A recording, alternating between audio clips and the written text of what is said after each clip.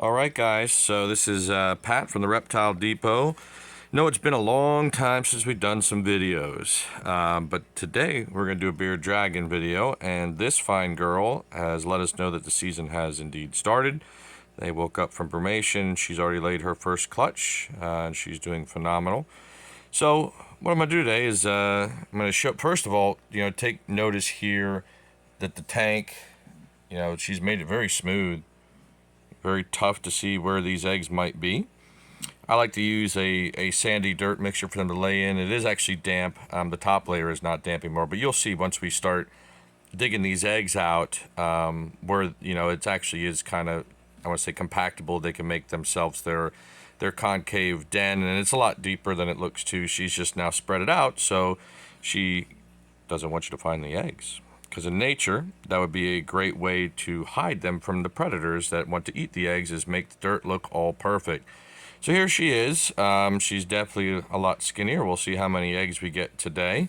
Say, sweetheart. She is 3 years old. She's a great breeder for us here.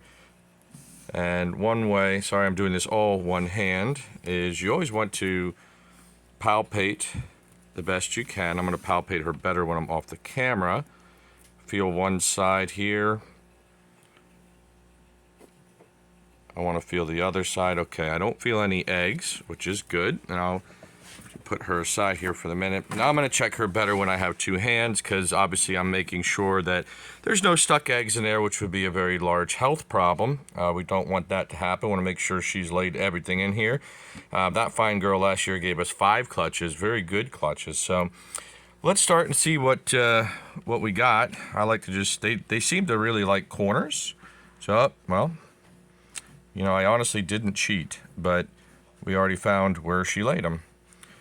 So typically, as you can see, this is a lot more compactable underneath that, because I did have a heat light on her for her overnight. I generally don't move them to these laying chambers until it's really late in the game and they're digging, and you could actually tell how far along they are with the eggs by checking their bellies. There's a certain way to hold them, so we could do another video on that later. Obviously, I can't do that with one hand. So to excavate this, I'm just gonna gently pull back the dirt. And I already have my container over here ready. So and this, they're nice size eggs, you can see from Bearded Dragon. And at this point in the game, you don't have to worry too much about turning the eggs and marking them. These are less than 24 hours old. When we left the shop, she still hadn't laid. So, but I'm going to still do my best to ensure that these are not going to be rotated, on its axis either way, just to be safe. So, like I said, I've already got my chamber over here, and these are beautiful looking eggs. This is what you want to see. Sorry, trying to get this in focus with my phone.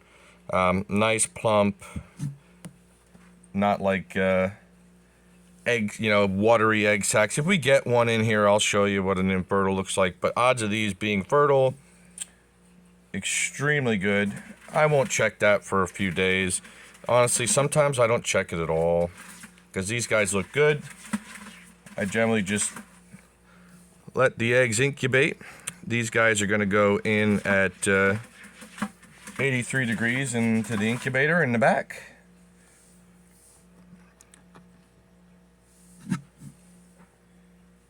See what, sorry, you can hear the scratching. She's not happy she's in a container, but she's going to get a good soak when we're done here.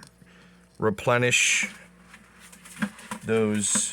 all that dehydration she probably has, and she's going to eat like a queen as soon as we're done.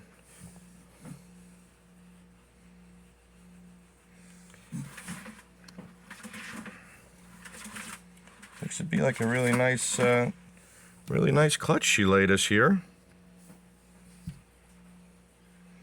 A lot of people ask, do you go ahead and rebreed them? I typically haven't had the need to. Sometimes if it's the middle of the season, I will put it back with the male, and typically breeding will occur within a few minutes, and that's all supervised, and then I will go ahead and put the females away. I don't keep males and females together here. They all have their own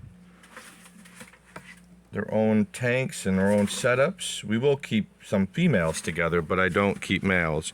Now you can see this egg is actually, I don't know if you can tell the angle, it's kind of up and down. It's okay to take this out and turn it on its horizontal axis at this point. It's not going to harm the babies at all. And she did a really nice big clutch for us here.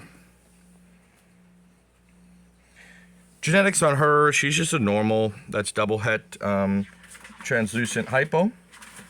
So we bred her this season to our hypo translucent bantam. So let's see what we get. Should be some really nice looking babies either way. Majority of pretty much all her babies did sell in the store here last season. And we'll be opening it up probably online this year because we have a couple more females breeding. So that way we can allow all you folks out there watching and on the internet to get some of these great animals as well into your collections. Oh yeah, she did a really good job for us, guys. Wow.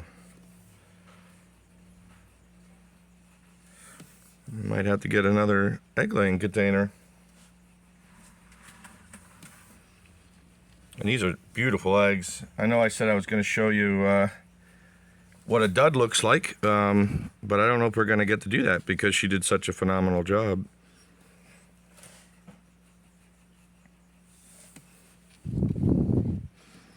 Looks like we might be getting to the last one here. Alright, so now that I got the main cavity out, I'll gently go around the edges. Make sure if we have any hiding. Typically we don't. This girl is really, really good at putting all of them together. Again, you can see this is a lot deeper than it looked in the beginning, and the bottom you want that very compact, sandy. Some people like just use sand. I like this dirt sand mixture. Works very well for them. I've done it for years and it's been perfect.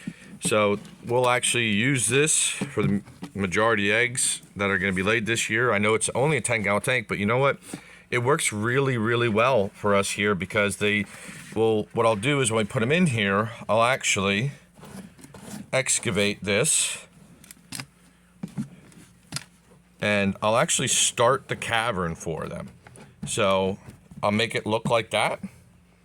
And then the girls generally just go ahead and do what they're going to do from there and dig this out as they need.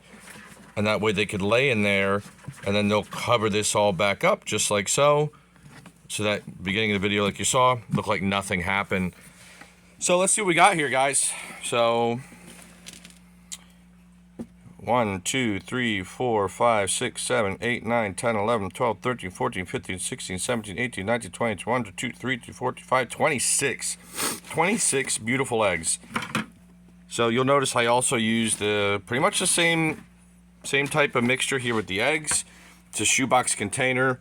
I don't have holes in the shoebox container because these lids aren't exactly airtight. There's going to be some exchange. And then weekly, like I said, they're going to go in the incubator right now at about 83, 84. You'll see these guys hatch out somewhere around, pardon me, 65, 70 days in there.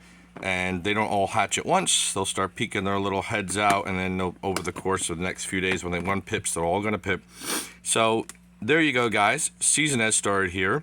I'm going to try and really do better at making some videos and showing you what's going on and giving you some education as we go through it and what we do and some tips, because I really feel a lot of the content that's out there now doesn't give you that, and it's just for entertainment purposes, and that is not exactly what I want to do. I want to entertain you guys, but I want to teach you at the same time. So once these guys do come on out, we'll show you then, and then go follow the process up to what we feed the babies, how we care for the babies, and go from there. So I really hope you enjoyed this little tidbit of the season starting. We've got a lot more animals that we're breeding, including ball pythons and all kinds of other things, and tortoises and turtles this year. So we're going to show you a whole bunch of stuff. Please like, please subscribe. Always appreciated. Hope you guys enjoyed it. Take care and have a great day.